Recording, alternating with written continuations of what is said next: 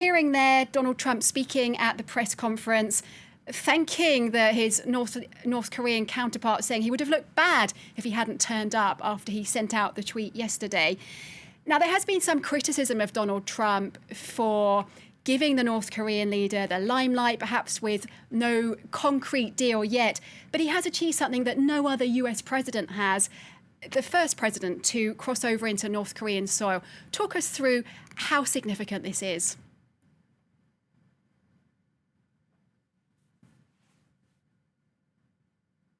Yeah, I mean, this is obviously very significant. The fact that the North Korean leader and the US president, it seems like both of them kind of share a mutual feeling that they have a friendship and that they respect each other, which is quite unprecedented.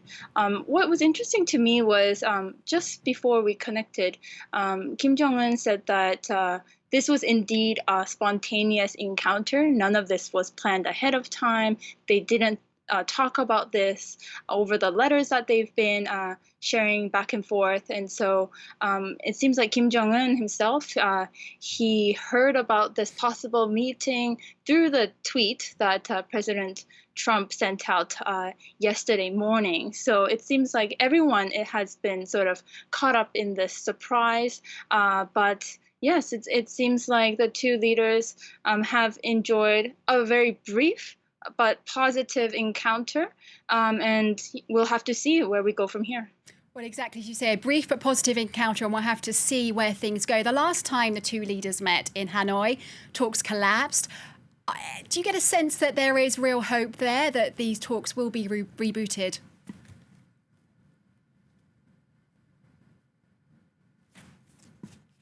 Yeah, I think what I found interesting is during the press conference that President Trump had earlier today, before meeting Kim Jong-un, he said that most of the media has presented the Hanoi summit as sort of a fallout, but he thinks that it was very important, if not equally or more important than the Singapore summit, and that it was necessary in terms of the negotiations that have been ongoing, perhaps highlighting there's been a lot of work being done behind the scenes that we are not aware of.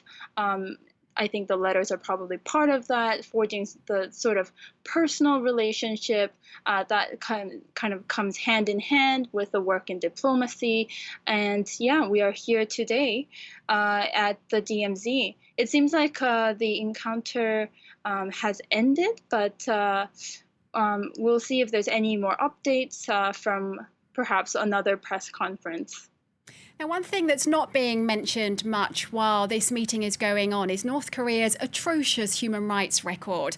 And Trump has been criticised for giving the North Korean leader this platform while these human rights abuses continue.